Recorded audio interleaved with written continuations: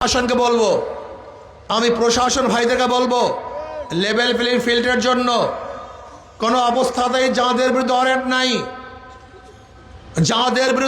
নাই, যারা জামিনে আছে এরকম কোনো আসামিকে, এরকম কোনো ব্যক্তিকে অবশ্যই আপনি অ্যারেস্ট করতে পারবেন না। যদি আপনি সাধারণ মানুষকে অ্যারেস্ট করেন আওয়ামী লীগের তকমা দিয়ে, তাহলে আমি বলবো আপনারা কোনো দলের এজেন্ডা বাস্তবায়নের জন্য আসছেন, লেভেল প্লেইং ফিল্ড সুস্থ নির্বাচন করার জন্য আপনারা আসেন নাই। আমি প্রশাসনকে বলবো, আগামী ক্ষমতায় যারা আসবে তারা কি করবে এটা তাদের ব্যাপার। আপনারা মাত্র কয়েকটা দিন আছেন, এই মুহূর্তে যারা দোষী না নির্দোষ যে দলই করুক না কেন, কোনো অবস্থাতেই তাদেরকে অ্যারেস্ট করা যাবে না, হয়রানি করা যাবে না। যদি কোনো অবস্থাতে আপনি হয়রানি করেন, যাদের বিরুদ্ধে কেস নাই, ওয়ারেন্টের আসামি না, তাহলে আমি কিন্তু হাজার হাজার জনগণ নিয়ে থানা ঘেরাও করতে বাধ্য হব। আমি নির্বাচনে করব কি করব না এই ডিসিশন নিতে বাধ্য হব।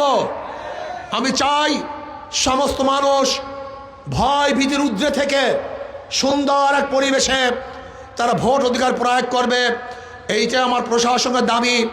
এবং আমার সাংবাদিক বন্ধুদেরকে বলবো, একটা সুন্দর নির্বাচন উপহার দেওয়ার জন্য আপনারা সব সেন্টারে যাবেন।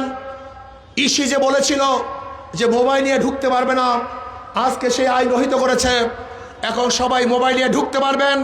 কোনো জায়গায় গ্যাঞ্জাম হওয়ার সাথে সাথে ভিডিও ছবি সহ প্রকাশ করে দিবেন এবং বলবেন এই দেশে নির্বাচন কি অবস্থা তোমরা স্পষ্ট দেখো। আমরা চাই কেউ কোনো অবস্থাতেই সেন্টার দখলের চেষ্টা করবেন না। আমার মা বোনদেরকে বলবো, ফজরের পরই সবাই ভোটার কেন্দ্রে চলে যাবেন। জুতা এমন জুতা পরিধান করবেন যেন খুলতে দেরি না হয়। কেউ যদি ভোট ডাকাতি করতে আসে তাহলে দুই হাতে দুই জুতা দিয়া গালের মধ্যে ভোট দিয়ে দেবে ইনশাআল্লাহ।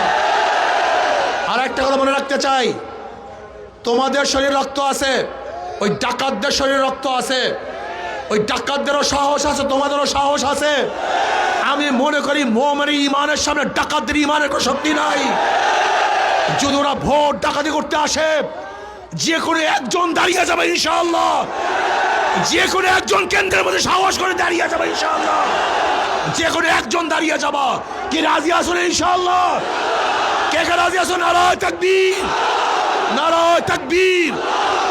একজন দাঁড়িয়ে যাবে, একজন তোমাকে মেরে ফেলুক, তোমাকে যদি কিচ্ছু করে, তোমাকে অ্যাসাল করে, আহত করে, আল্লাহ না করুক তুমি যদি শহীদ হয়ে যাও, আমি সবার সামনে ওয়াদা করতেছি তোমার পরিবারের জিম্মা আমি নেব ইনশাআল্লাহ। তোমার পরিবারের জিম্মা আমি নেব ইনশাআল্লাহ। তোমার সন্তান, তোমার স্ত্রীর জিম্মা আমি নেব। শহীদ হয়ে যাবা, কিন্তু কোনো অবস্থাতেই কোনো ডাকাতদেরকে ভোট কেন্দ্র ছাড়া যাবে না ইনশাআল্লাহ।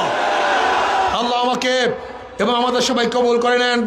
আশা করা যায় বাকেরগঞ্জের মানুষ এবার জাগ্রত হয়েছে, ইনশাআল্লাহ বাকেরগঞ্জ বিপুল ভোটে হাত পাখা বিজয় হবে ইনশাআল্লাহ। আর আমি আর একটা কথা বলে শেষ করব, আমার প্রতিপক্ষ যেই ভাইরা আছেন, খাস করে মিথ্যা কথা বলবেন না, মিথ্যা বলায় আমাদের জামাতি ভাইরা মনে হয় বিশ্ব চ্যাম্পিয়ন হয়েছে এখন বর্তমানে। ইয়া তো মিথ্যা কোনো মানুষ বলতে পারে আমার জানা নাই। আল্লাহ আমাদের সবাইকে মিথ্যার থেকে হেফাজত করেন।